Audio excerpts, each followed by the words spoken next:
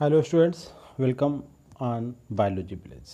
And guys, we are going to discuss 20 multiple choice question that related to the हमारे जो syllabus में topic है cycas, Pinus और ephedra guys, जो कि जिम्नोस्पर्म्स हैं, इनके बारे में हम बात करेंगे। 20 वेरी इंपॉर्टेंट क्वेश्चन गाइस और बहुत ही वंडरफुल क्वेश्चन, जिसमें आप खुद को देखेंगे कि एक न्यू अप्रोच, जिसमें बहुत ही बेसिक बातें हैं, बट मेरा मानना है कि आप कंफ्यूज ज़रूर होंगे एक बार आंसर देने के लिए।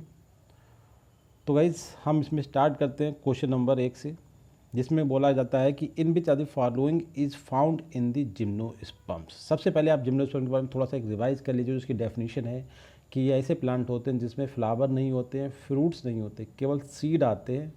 और सीड किसका मॉडिफिकेशन होता है गाइज? वो ओव्यूल का मॉडिफिकेशन होता है। और वो ओव्यूल्स भी कैसा होता है, जो सीड आते हैं वो भी नेक्ड सीड होते हैं, बट फिलहाल हम उन्हें सीड प्लांट मानते हैं, मतलब हम उन्हें स्पर्मेटोफाइट में इंक्लूड करते हैं। अब इसके बाद देखते हैं, कह रहा है कि in which are the following is found in the gymnosperm. मतलब ये 4 स्ट्रक्चर हैं, इसमें से जिम्नोस्पर्म में कौन सी स्ट्रक्चर पाई जाती है? Style, stigma, ovary and ovule. Guys very simple question है गाइज, मगर ये जल्दी में क्वेश्चन गलत हो सकते हैं। इस नैरेटिव से मैंने क्वेश्चन डेवलप किए कि एक बार आपको रिकवरी हो जाए कि रियली जिम्नोस्पर्म में क्या क्या होता है, क्या नहीं होता है। ठीक है, तो आप जैसा कि देखते हैं कि जो स्टाइल, स्टिग्मा और ओवरी वाला पार्ट होता है, ये एक ही तरीके से होता है। जैसे हम इस तरीके से बनाते हैं स्ट्रक्चर लाइक दैट, ठीक है, इस तरीके से। इसके अंदर ये आपका प्लेसेंटा होते हैं, इस पर ओव्यूल लगे होते हैं। तो यहाँ पे केवल ओव्यूल जो होता है वो सीड में बनता है, और ये सीड प्लांट है। आपका स्टाइल, स्टिग्मा जो भी है आपका ये, ठीक है, ये स्टाइल हो गया, ये स्टिग्मा हो गया, और ये आपकी पूरी ओवरी, क्योंकि ये पूरी स्ट्रक्चर ही एब्सेंट होती है। तो कहने का मतलब ना तो स्टाइल होगा, ना स्टिग्मा होगा, ना ओवरी होगी। होंगे क्या? केवल डायरेक्टली ओव्यूल डेवलप होते हैं। सो करेक्ट आंसर क्या हो जाता है आपका? डी, कि जिम्नोस्पर्म में केवल out of this 4 structures only D option, मतलब ओव्यूल इज प्रेजेंट। ना स्टाइल होगी, ना स्टिग्मा होगा, ना ओवरी होगी। सी गाइस, इसी तरीके से सेकंड क्वेश्चन में देखते हैं, in which of the following structure is only present in gymnosperm. Structure या प्रोसेस जो भी हो ना, स्ट्रक्चर कंसिडर करते हैं, देखते हैं। अब फिर से एक बार देखते हैं guys, in which of the following structure is only present in gymnosperm. Is है ना, इनकी जगह पर इज ओनली प्रेजेंट। देखिए ovary, archegonia, double fertilization, triple fusion, इसमें भी बोला कि क्या प्रेजेंट होता है। ठीक है गाइस, तो एक बार फिर से देखते हैं। किसी ओव्यूल तो ऑप्शन नहीं है, मगर ओवरी हम बता चुके कि नहीं होती है यहाँ पे। ठीक है, तो ये तो नहीं होती है, क्योंकि इसमें बोला है प्रेजेंट क्या होता है। दूसरे में बोला है archegonia, double fertilization and triple fusion. Double fertilization और ट्रिपल फ्यूजन ये दोनों बहुत ही यूनिक प्रोसेस है एंजियोस्पर्म में की, अगर आपको याद हो। अब बचा है आर्चिगोनिया, तो करेक्ट आंसर हमारा बी हो जाता है। Archegonia guys it is elimination technique कहलाती है, कि कम से कम आप उन ऑप्शन को पहले हटा दें जो फाइनली नहीं हो सकते, एंड देन नंबर कम हो जाएंगे, फिर आप आसानी से आंसर को क्लियर कर सकते हैं। ठीक है, आर्चिगोनिया का मतलब हुआ फीमेल रिप्रोडक्टिव आर्गन, जो कि ब्रायोफाइट में भी कहलाती है, टेडोफाइट में भी कहलाती है, और जिम्नोस्पर्म में भी कहलाती है। बात ध्यान रखना, ये तीनों जो प्लांट ग्रुप है हमारे, ब्रायो, ट्राइडो और जिम्नो, तीनों में प्रेजेंट होती है। नाउ क्वेश्चन नंबर 3 में बात करते हैं, in which of the following structure is only found in angiosperm. अब ओनली फाउंड इन एंजियोस्पर्म की बात कर रहे हैं। देखिए यहाँ पे जिम्नोस्पर्म है, क्योंकि रिलेशन जिम्नोस्पर्म, तभी हमने क्वेश्चन को एंजियोस्पर्म नहीं पढ़ा है, हम पढ़ा रहे हैं जिम्नोस्पर्म। बट यहाँ पे क्वेश्चन से आपको इन्फॉर्मेशन जरूर मिलेगी कि जिम्नोस्पर्म में फिर क्या होता है। क्वेश्चन पूछा गया कि क्या जिम्नोस्पर्म में ओनली इन एंजियोस्पर्म में क्या प्रेजेंट होता है। इसका मतलब जो बच्चे भी पार्ट होंगे वो दूसरे ग्रुप होंगे उनमें प्रेजेंट होंगे, वो आपके जिम्नो हो सकते हैं या फिर आपके ट्रेडो या ब्रायो। नाउ पहला पॉइंट देखिए, इसका मतलब जो करेक्टर प्रेजेंट नहीं होंगे वो फिर किसके करेक्टर होंगे? जिम्नोस्पर्म के करेक्टर्स होंगे गाइस। ठीक है, ये बात ध्यान रखना है आपको। क्वेश्चन में 2 इन्फॉर्मेशन मिलेंगी यहाँ से। ये करेक्टर वो कि जो एंजियोस्पर्म में प्रेजेंट है केवल, और बाकी 3 करेक्टर जो बचेंगे वो केवल जिम्नोस्पर्म के होंगे। अदर ग्रुप में भी हो सकते हैं, बट यहाँ पे हम जिम्नोस्पर्म की कंपेरेटिव बात कर रहे हैं, एंजियोस्पर्म एंड जिम्नोस्पर्म वाइज। तो देखिए, free nuclear division in zygote. जो जाइगोट होता है, जब फ्यूजन होता है सेक्सुअल रिप्रोडक्शन के बाद जाइगोट बनता है, उसमें फ्री न्यूक्लियर डिवीजन का मतलब होगा कि जब न्यूक्लियर डिवाइड होता है तो बाल का फॉर्मेशन बीच में नहीं होता है, न्यूक्लियर डिवाइड होता रहता है, तो एक सेल में बहुत सारे न्यूक्लियस बन जाते हैं, जिसे हम कोइनोसिटिक सेल बोलते हैं। ओके, दूसरा पॉइंट है हैप्लाइड एंडोस्पर्म। इसका मतलब जो जिम्नोस्पर्म प्लांट होते हैं गाइस, उनमें जो एंडोस्पर्म होता है, जो रिप्रोडक्टिव स्ट्रक्चर होती है, वो आपका फर्टिलाइजेशन से पहले ही बन जाता है। इसका मतलब क्या हुआ कि वो स्ट्रक्चर जो उसकी बॉडी होती है वो हैप्लाइड ही रह जाती है। ठीक है, अच्छा तीसरा पॉइंट है नेक्ड सीड। नेक्ड सीड तो बहुत कॉमन सा करेक्टर है, जो जिम्नोस्पर्म का यूनिक फीचर है, भाई नेक्ड सीड प्लांट ही कहलाते हैं। अब बात था ट्रिपल फ्यूजन, ऊपर हम बता चुके हैं, double fertilization and triple fusion. तो यहाँ पे आपका आंसर है डी, क्योंकि एक स्ट्रक्चर, एक जो फिनोमिना है ट्रिपल फ्यूजन प्रेजेंट होता है एंजियो में। बाकी ना तो फ्री न्यूक्लियर डिवीजन होता है यहाँ पे, ना ही हैप्लॉइड एंडोस्पर्म, बल्कि यहाँ पे ट्रिप्लॉइड होता है, और ना ही नेक्ड सीड बनते, सीड बनते हैं मगर वो सीड होते हैं, not naked seed. Okay guys, तो ट्रिपल फ्यूजन एक प्रोसेस है जो कि एंजियोस्पर्म में होती है। सो गाइस करेक्ट आंसर आपका डी। क्वेश्चन नंबर 4 में हम बात करते हैं in which are the following gymnospermic plant having bitegmic ovule like angiospermic plant. देखिए इस क्वेश्चन से आपको कई सारी इन्फॉर्मेशन मिलेंगी अगर आप सच में क्वेश्चन को पढ़ रहे हैं, उसका मीनिंग समझ में आ रहा है। पहला क्वेश्चन देखिए क्या बोला है, in which of the following gymnospermic plant having bitegmic ovule like angiospermic plant. इसका मतलब जो एक जिम्नोस्पर्म्स है वो किसकी तरह है, एंजियोस्पर्म की तरह है। इसका मतलब एक तीन बातें होंगी, एक तो ये प्लांट हमें सर्च करना जो जिम्नोस्पर्म होते हुए एंजियोस्पर्म की बात कर रहा है, दूसरी बात कि हमें जिम्नोस्पर्म की कंडीशन मालूम चल जाएगी, और तीसरी जो जनरल इन जिम्नोस्पर्म जो कंडीशन हमें वो पता चल जाएगी। तो जैसे हम बात कर रहे हैं कि जिम्नोस्पर्मिक प्लांट में क्या कंडीशन होती है उसके बारे में बात करते हैं। तो गाइज यहाँ पे जो आंसर होगा, एक वो जिम्नोस्पर्म जिसमें एंजियोस्पर्म की तरह जो उसका ओव्यूल होता है बाइटेक्मिक होता है। इसका मतलब क्या हुआ, एक सिंपल सा आंसर कि बाइटेक्मिक ओव्यूल जो होते हैं वो एंजियोस्पर्म में होते हैं, और यूनिटेक्मिक ओव्यूल जो होते हैं वो जनरल इन जिम्नोस्पर्म में होते हैं। बट एक ऐसा जिम्नोस्पर्म है जिसमें बाइटेक्मिक ओव्यूल भी होते हैं।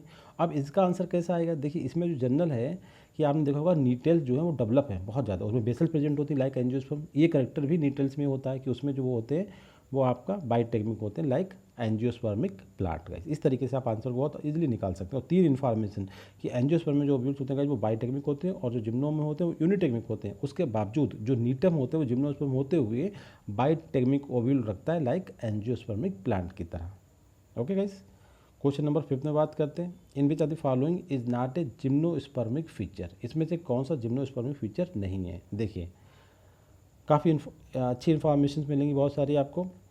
एक करेक्टर जिम्नोस्पर्म का नहीं है। देखिए पहला है आर्थोट्रापस एंड यूनिटेक्मिक ओव्यूल। देखो पहले बता चुके यूनिटेक्मिक ओव्यूल है, जब इसके साथ ये अटैच है तो हो सकता है ये भी सही हो।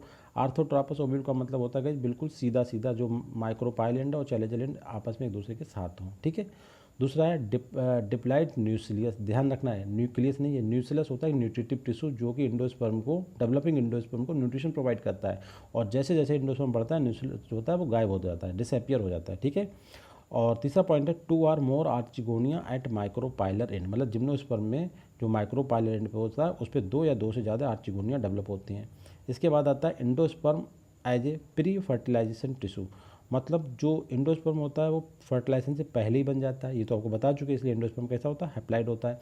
और इसके बाद एक ऑप्शन है इंडिपेंडेंट गैमेटोफाइट। देखिए सबसे ज़्यादा जो करेक्ट आंसर आपको क्लियर बता दूँ वो आपका है ई, मतलब नॉट फीचर, जो फीचर नहीं है। देखो जिम्नोस्पर्म है गाइस हायर प्लांट, ठीक है, और हायर प्लांट में मेन प्लांट बॉडी होती है स्पोरोफाइट। अब स्पोरोफाइट क्योंकि आपको पता है कि प्लांट, हर एक प्लांट की में 2 अवस्थाएं होती हैं, एक का नाम होता है गैमेटोफाइट और दूसरे का नाम होता है स्पोरोफाइट। जो हायर प्लांट है गाइस जैसे टेरोफाइट, जिम्नोस्पर्म और आपका एंजो, इनमें मेन प्लांट बॉडी जो है वो स्पोरोफाइट है। इसके बावजूद इसमें गैमेटोफाइट होगा, मगर यहाँ पर गैमेटोफाइट बहुत ही मतलब जिसे कहना चाहिए पुअर सा होगा, उसमें बहुत सारे न्यूट्रिशन के लिए अपनी व्यवस्था नहीं होगी। तो इस तरीके से वो कैसा होगा, वो पूरी तरीके से स्पोरोफाइट पे डिपेंडेंट होता है। ठीक है। अब यहाँ पे देखिए पॉइंट क्या कह रहा है कि नॉट ए जिम्नोस्पर्मिक फीचर, मतलब यहाँ गैमेटोफाइट जो होगा वो पूरी तरीके से स्पोरोफाइट पे डिपेंड होगा।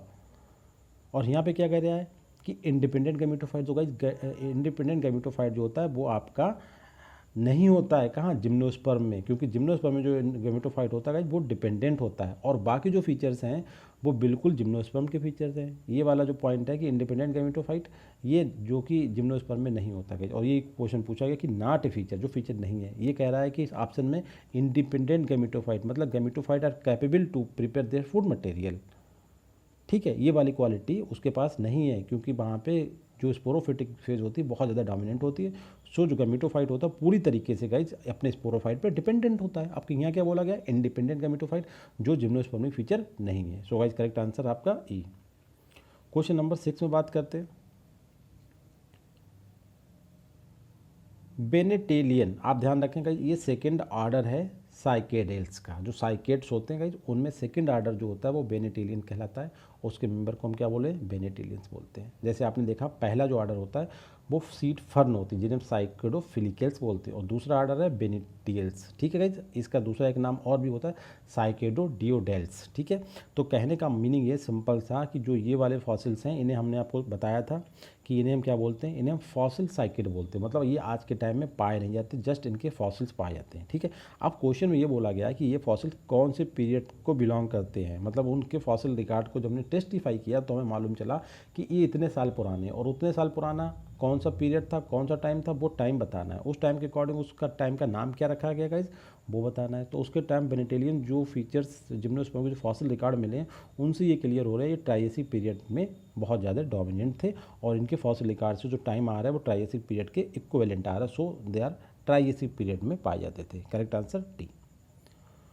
क्वेश्चन नंबर 7 में बात करते हैं, इनमें चाहते following as a conifer plant. काफ़ी अच्छा क्वेश्चन है गाइस। देखिए कोनीफर का मतलब क्या होता है, सिंपल जो एडवांस जिम्नोस्पर्म्स होते हैं। ठीक है, दूसरी बात जिम्नोस्पर्म का टोटल का 70% जो होता है गाइस वो आपके कोनीफर प्लांट होते हैं। ठीक है, अब इस क्वेश्चन में ये पूछा गया कि कोनीफर कौन है। आपको अगर कोनीफर के, ये आपका स्टडी पर डिपेंड करता है कि आपने कितनी वाइड स्टडी करी है, कितनी डीप स्टडी करी है, कि आपको कितने सारे नाम पता है। जैसे आपको इफेड्रा पता होगा क्योंकि सिलेबस में है, आपको नीटम भी हो सकता है पता हो क्योंकि ये थोड़ा सा फैमिलियर है।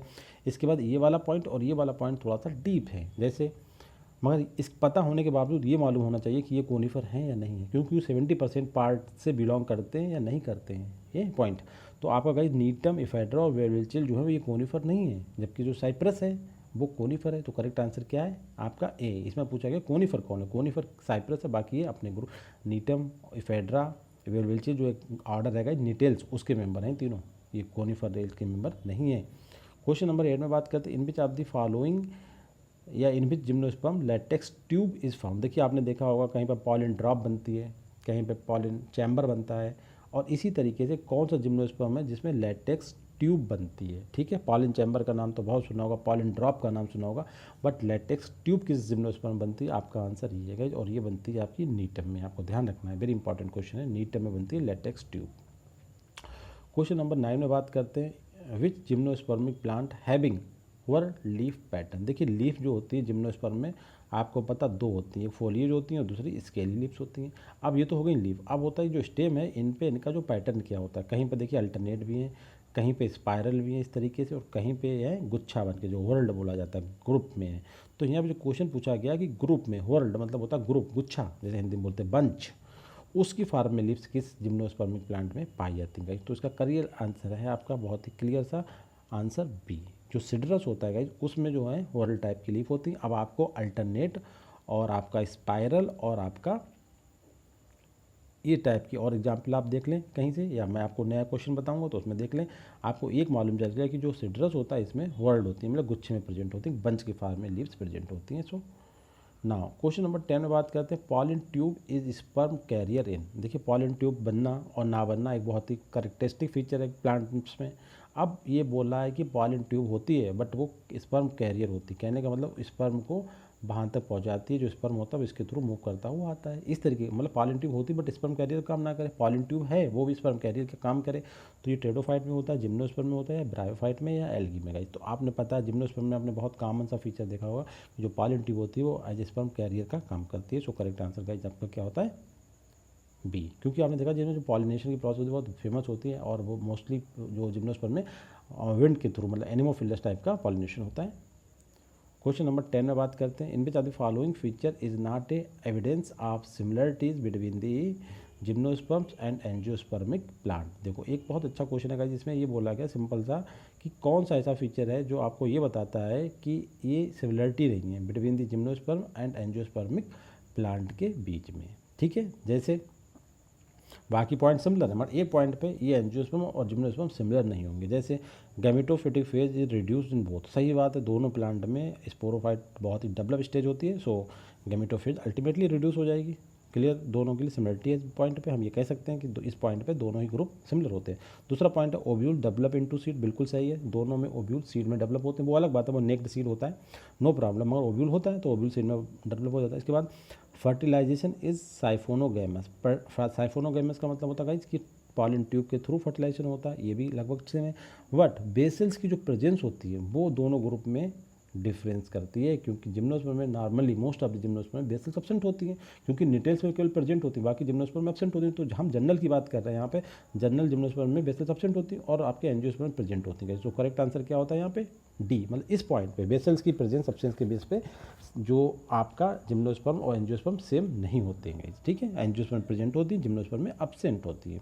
क्वेश्चन नंबर 12 में बात करते हैं, in which of the following is true statement. देखिए ये स्टेटमेंट क्वेश्चन मुझे सबसे ज़्यादा अच्छे लगते हैं, क्योंकि इसमें बहुत सारी चीज़ें क्लियर होती हैं। जैसे cones of gymnosperms are usually unisexual. जो कोन स्ट्रक्चर क्या आते हैं, रिप्रोडक्टिव स्ट्रक्चर होते हैं जिम्नोस्पर्म के, और वो यूनिसेक्सुअलिटी को बताते हैं। एक कोन का मतलब या तो मेल या फीमेल, उसमें ऐसा नहीं हो सकता कि उसके आधे पार्ट में मेल वाली सेल्स हो जाए और आधे पार्ट में फीमेल वाली सेल्स हो जाए। मतलब पूरा कोन जो होता है वो यूनिसेक्सुअल ही होता है। दूसरा पॉइंट, जबकि प्लांट के फ्लावर जो होते हैं, जो आपने उसमें देखा होगा, एक ही फ्लावर मेल और फीमेल दोनों ही पार्ट हो सकते हैं। और मोस्टली जो एंजियोस्पर्म में जो फ्लावर होते हैं वो बाइसेक्सुअल होते हैं। देखिए यहाँ दो इन्फॉर्मेशन मिल रही है आपको, एक जनरलाइजेशन आपका क्लियर हो रहा है कि most of the gymnosperm plant में जो फ्लावर्स होते हैं वो बाइसेक्सुअल होते हैं, ठीक है। यूनिसेक्सुअल और मोस्टली बाइसेक्सुअल होते हैं। इसी तरीके से जिम्नोस्पर्म में जो कोन्स होती हैं वो यूजुअली यूनिसेक्सुअल होती हैं। यूजुअली का मतलब 90% से ऊपर की बात कर रहे हैं कि वो यूनिसेक्सुअल होती हैं। इसी तरीके से free nuclear division occur in zygote of gymnosperm. जो जिम्नोस्पर्म को जाइगोट हो जाएगा उसमें फ्री न्यूक्लियर डिवीजन होता है। ये बात है कि सेल का बीच में बाल का फॉर्मेशन नहीं होता। न्यूक्लियस होता है उसका जो डीएनए कंटेंट होता है वो डिवाइड होता रहता है, और इसके अगेंस्ट बाल का फॉर्मेशन भी साथ में होता रहना चाहिए, जैसे नंबर ऑफ सेल्स बढ़ती रहे। बट यहाँ पे क्या होता है, नंबर ऑफ सेल्स नहीं बढ़ती, नंबर ऑफ न्यूक्लियस के जो पार्ट्स होते हैं, नंबर ऑफ न्यूक्लियाई बढ़ते रहते हैं, ठीक है। ये बात बिल्कुल सही है इनके सब जिम्नोस्पर्म में। सो वाइज सभी स्टेटमेंट सही है, करेक्ट आंसर आपका डी। क्वेश्चन नंबर 13 में हम बात करते हैं guys, in which of the following structure is reported in the gymnosperm. आप देखिए काफ़ी फिर से वही क्वेश्चन गाइस रिपीट हुआ, एक बार मैंने जैसे बताया था उसी तरीके से आपको सोचना है कि in which of the following structure is reported in gymnosperm. Gymnosperm में क्या पाया जाता है? देखिए स्टिग्मा नहीं होगा गाइस, क्योंकि ओवरी नहीं होती है। ओवरी नहीं हो तो स्टिग्मा कहाँ से आ जाएगी? प्लस जब ओवरी के अंदर ओव्यूल होते हैं, बट प्लस क्योंकि ओव्यूल देखिए ओवरी जो है, सपोज करें ओवरी ये है तो इसके अंदर ऐसे करके ये होते हैं प्लेसेंटा, इनके ऊपर लगा होता है ओव्यूल। अब पॉइंट ये कि ओव्यूल तो होते हैं बट ओवरी नहीं होती, क्योंकि प्लेसेंटा क्वालिटी जो है वो ओवरी की है। ओवरी ओव्यूल को अटैच करने के लिए प्लेसेंटा का फॉर्मेशन करती है। तो यहाँ पे जब ओवरी नहीं तो प्लेसेंटा कहाँ से आएंगे? ओव्यूल तो आएंगे मगर प्लेसेंटा नहीं है यहाँ पे, तो ये बात भी नहीं है। तो गाइस क्या होता है, केवल ओव्यूल होता है। करेक्ट आंसर आपका डी। क्वेश्चन नंबर 14 में बात करते हैं, in which of the following is not a feature of gymnosperm. फिर वही क्वेश्चन गाइस, किसमें जिम्नोस्पर्म का कौन सा फीचर नहीं है? फिर से एक बार पहचाने गाइस। देखिए जो पॉलीमेरानी होती है सबको पता है, पॉलीमेरानी बहुत ही कॉमन कैरेक्टर जिम्नोस्पर्म का, बट कौन सी वाली होती है? क्लीवेज पॉलीमेरानी। नाट पहचाना, एक फीचर नहीं है, बाकी फीचर है 3 तो है इसके, एक नहीं है। फ्री न्यूक्लियर डिवीजन ऑलरेडी हम बता चुके होता है, और बिफोर फर्टिलाइजेशन एंडोस्पर्म बन जाता है, ये भी बता चुके होता है। ओव्यूल प्रोटेक्टेड बाय कार्पेल, ये भैया कार्पेल जब कहाँ से, देखिए ओवरी ऐसे बनाते हैं ना गाइस, इस तरीके से ओवरी बनती है, और ये इस तरीके से कार्पेल जो खड़े होते हैं ऐसे करके, ठीक है। तो कार्पेल ओवरी का ही नाम होता है, मतलब ओवरी की कवरिंग, मतलब ओव्यूल ओवरी के अंदर नहीं होते। सिंपल सा मीनिंग इसका ये होता है, ओवरी मतलब कार्पेल का मतलब ओवरी, ठीक है। ये नहीं होती है तो ये वाला करेक्टर नहीं है। बाकी तो आपका जो पॉलीमेरानी होती है वो क्लीवेज टाइप की होती है, ये क्लियर हो गया। फ्री न्यूक्लियर डिवीजन होता है, और आपका एंडोस्पर्म जो होता है फर्टिलाइजेशन से पहले बन जाता है, so it is haploid structure होता है। अब ओ कार्पेल ओवरी का दूसरा नाम समझ लीजिए, और ओव्यूल प्रोटेक्टेड नहीं होते हैं, इसलिए इन्हें क्या बोलते हैं, नेक्ड सीड बोलते हैं। तो ये करेक्टर आपका आंसर जो है वो डी वाला है यहाँ पे सही है, जो एक फीचर नहीं है जिम्नोस्पर्म प्लांट का गाइस। ओके, क्वेश्चन नंबर 15 में देखते हैं, चूज द इनकरेक्ट स्टेटमेंट। अब देखिए इसमें भी वही बात है कि एक स्टेटमेंट है जो गलत है, इनकरेक्ट है, वो कौन सा आपको आइडेंटिफाई करना है। Stem is woody and branched in Pinus, बिल्कुल सही बात है गाइस। पाइनस की लकड़ी, हम खैल की लकड़ी है ना, पाइनस की होती है तो बॉडी होती है और ब्रांच भी होता है, ये बिल्कुल देखा आपने, क्रिसमस और उसमें से बनते हैं इस तरीके से, उसी ग्रुप का पाइनस भी है कोनिफर। लीव्स में भी simple in cycas and compound in Pinus, इस तरीके का कोई कॉन्सेप्ट जिम्नोस्पर्म में गाइस है ही नहीं, आपको बता दें, ठीक है। सिंपल और कंपाउंड का होने फोलीज और इसके लिए लिप्स होती हैं, तो यहीं से आपका क्लियर हो जाता है कि भाई इनकरेक्ट कौन सा होगा, बी। आगे पढ़ लेते हैं, इन पाइनस में निडल लाइक लिप्स होती हैं जो सर्फेस एरिया रिड्यूस करती हैं, मतलब that is a adaptation for the xerophytic conditions. And then D, in pinus thick cuticle second stomata in leaves also reduce transpiration, बिल्कुल सही बात है कि बहुत ही मोटी जो क्यूटिकल होती है और स्टोमेटा धसे हुए होते हैं, जिससे क्या होता है, ट्रांसपिरेशन की रेट रिड्यूस हो जाती है, ये भी होता है। तो करेक्ट आंसर आपका यहाँ होता है बी, ये वाला क्वालिटी होती नहीं सिंपल और कॉम्प्लेक्स की। क्वेश्चन नंबर 16 में देखें, काफ़ी लंबा सा क्वेश्चन है बट बहुत ही इंपॉर्टेंट क्वेश्चन है गाइस, आप समझें, बहुत सारा थोड़ा सा दूसरे ग्रुप से बहुत ज़्यादा रिलेटेड है, तो थोड़ा सा इसका थोड़ी लेंथी है, थोड़ा देखेंगे सीरियसली देखें। Read the following 5 statements, 5 statement है, and answer as asked next to them. इसके बाद क्वेश्चन ये पूछा, नेक्स्ट ये है कि हाउ मेनी। अब पहले 4 स्टेटमेंट पढ़ते हैं।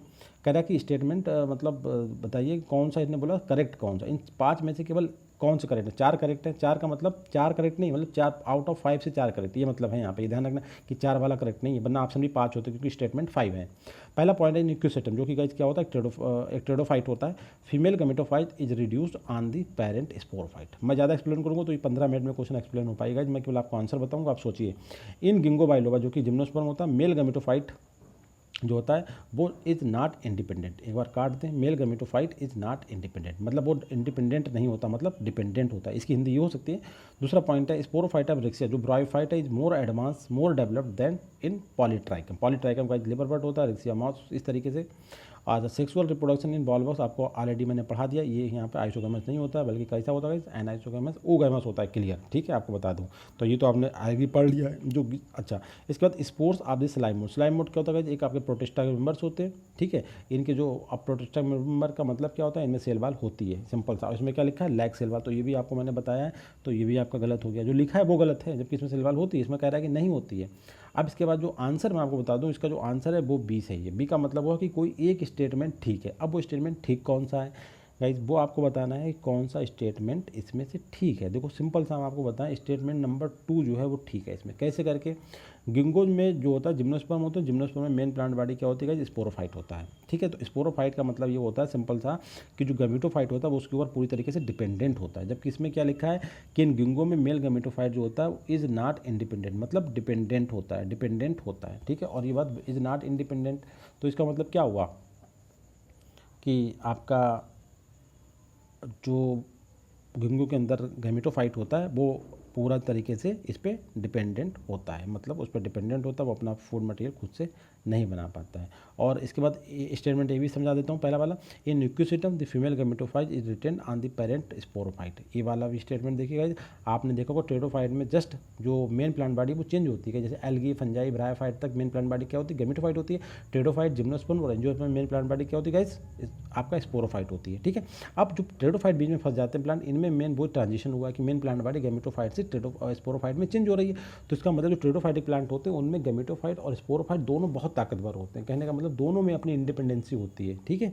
जो जिसे प्रोथेलस कहते हैं, जब गैमेटोफाइट बहुत ज़्यादा डिपेंडेंट, मतलब मेन प्लांट बॉडी स्पोरोफाइट होती है, उसके बावजूद भी गैमेटोफाइट कैपेबल होता है अपना फूड मटेरियल बनाने में, उस कंडीशन में हम उस गैमेटोफाइट को प्रोथेलस बोलते हैं, और ये कंडीशन आपकी प्रेजेंट होती है स्पोरोफाइट में, ठीक है। ये बंदे समझाने का था, कहने का मतलब ये वाला स्टेटमेंट जो है वो ठीक है कि ऐसा ही होता है, बाकी जो स्टेटमेंट है वो आपके सभी गलत स्टेटमेंट है, रॉन्ग स्टेटमेंट है। रिक्सिया भी गलत है, और आपका सेक्सुअल रिप्रोडक्शन ओगैमेस भी खत्म है। स्लाइम मोल्ड में सेल वाल होती है, जहाँ नहीं होती है। सो करेक्ट आंसर आपका बी। नाउ क्वेश्चन नंबर 17 में बात करते हैं, in which are the following feature cycas resemble with angiosperm. देखिए सिंपल सी बात है, यहाँ पे हमने नाम ले दिया, साइकस मतलब जिम्नोस्पर्म, और स्पेशली प्रिमिटिव जिम्नोस्पर्म साइकेट ग्रुप का, और एंजियोस्पर्म में क्या सिमिलरिटी होती है, किस पॉइंट पे दोनों सिमिलर होते हैं। देखिए presence of vessel guys, Cycas में बेसल नहीं होती, तो ये तो नहीं हो सकता। सर्सिनेट वेनेशन केवल साइकस में होता है, टेरोफाइट में होता है, एंजियोस्पर्म में नहीं होती, क्वालिटी है, ये भी नहीं हो सकता। डाइकोटोमसली ब्रांच लीफ गाइस, ये भी इसमें जो होती है वो आपकी इसमें होती है साइकस में, और इधर नहीं होती है एंजियोस्पर्म में। अब pollen tube is a carrier of male gametophyte guys, this is point where Cycas and angiosperm plant shows similarity है। इस करेक्ट आंसर आपका 17 का डी। क्वेश्चन नंबर 18 में हम बात करते हैं, अब साइकस और एडेंटम रिजेंबल्स, इसमें देखिए क्वेश्चन बिल्कुल चेंज करा है। साइकस और टेरोफाइट, जिम्नोस्पर्म और टेरोफाइट में क्या सिमिलरिटी है वो बताना है। देखिए सीड्स के बेस पर, भैया टेरोफाइट में सीड तो आती नहीं। कैम्बियम, टेरोफाइट में कतई भी सेकेंडरी ग्रोथ नहीं होती। कैम्बियम का क्या काम, केवल एक प्लांट होता है टेरोफाइट में जिसका नाम होता है आइसोईट्स, इसमें सेकेंडरी ग्रोथ होती, बाकी सभी में एब्सेंट होती। तो कहने का मतलब हम उसकी कोई बात ही ना करें, उसमें सेकेंडरी ग्रोथ एक प्लांट में होने से पूरे ग्रुप को रिप्रेजेंट नहीं किया जा सकता कहीं, तो ये भी गलत हो गया। बेसल्स, टेरोफाइट में कोई नाम ही निशान नहीं होता बेसल्स का, जब जिम्नोस्पर्म बेसल्स नहीं तो टेरोफाइट में बेसल्स कहाँ से आ जाएंगे एज पर इवोल्यूशन। तो अब क्या बचा, केवल मोटाइल स्पर्म बताएं, जो कि आपका साइकस में भी होता है और टेरोफाइट में भी मोटाइल स्पर्म होता है। So correct answer guys B. बहुत ही अच्छे क्वेश्चन है गाइज, आपका पूरा कॉन्सेप्ट तैयार हो रहा है कि आपको पता होना चाहिए कि जो जनरल फीचर्स हैं वो कैसे करके एक दूसरे से रिलेटेड करते हैं ना। Gymnosperms are also called soft wood spermatophyte. हमने अपने लेक्चर में पूरा पहले बताया है कि जिम्नोस्पर्म को हम कॉमनली क्या बोलते हैं, सॉफ्ट वुड। देखो हार्ड वुड जो होती है वो आपकी एंजियोस्पर्मिक डाइकार्ड प्लांट की होती, और सॉफ्ट वुड जो होती है वो आपके जिम्नोस्पर्मिक प्लांट की होती है, सिंपल सी बात है। अब इनमें देखा बेसल ट्रैकिट, जो मेन वुड होती है वो सेकेंडरी जाइलम होती है, और सेकेंडरी जाइलम में जो मेन पार्ट होती है वो ट्रैकिट्स और वेसल्स होती हैं। और आपको पता है कि जो वेसल्स होती हैं वो आपकी जिम्नोस्पर्म में एब्सेंट होती हैं। फिर भी हम उन्हें क्या कहते हैं, सॉफ्ट वुड स्पर्मेटोफाइट बोलते हैं। अब क्यों कहते हैं, देखो कैम्बियम की वजह से, कैम्बियम तो भाई दोनों में होता है तो ये तो पॉइंट नहीं हो सकता, फ्लोएम फाइबर दोनों में होते हैं ये भी पॉइंट नहीं हो सकता, जाइलम फाइबर्स भी होते हैं। अब जो ट्रैकिड्स बची हैं, क्योंकि यहाँ पे केवल ट्रैकिड्स ही मेन रोल प्ले करती हैं, मतलब जिम्नोस्पर्मिक वुड का मतलब क्या होता है गाइज, ओनली ट्रैकिड। तो ट्रैकिड जो होती है उनके ऊपर काफ़ी थिकनिंग्स होती है, ठीक है। वो थिकनिंग किसकी होगी गाइज, ट्रैकिड्स, क्योंकि डेड सेल्स होती हैं, जाइलम का पार्ट होती है, जाइलम में केवल आपको जाइलम फाइबर्स होते हैं गाइज, वो लिविंग होते हैं, और बाकी सब तीनों पार्ट उसके डेड होते हैं। और डेड में थिकनिंग किसकी होती है गाइज, दो केमिकल होते हैं, आपको मैंने बताया था, लिग्निन और सुबेरिन। तो जो डेड वाला पार्ट होता है उस पर लिग्निन की डिपोजिशन होती है। तो कहने का मतलब है ट्रैकिड्स पे जो लिग्निन, जो एक कार्बोहाइड्रेट होता है, उसकी जो थिकनिंग होती है, मतलब पॉलीसेकेराइड होता है कार्बोहाइड्रेट में, वो बहुत ही थिक होती है। उसकी वजह से इनकी जो वुड होती है बहुत ही लाइट वेट होती है, सॉफ्ट होती है, so they are called soft wood spermatophyte guys. Correct answer आपका सी। क्वेश्चन नंबर 20 में लास्ट क्वेश्चन देखते हैं, which structure is found in gymnosperm. फिर से एक बार वही क्वेश्चन गाइज, जो मैंने आपको बार बार उसी में घुमा रहा हूँ जिससे आप क्लियर हो जाए।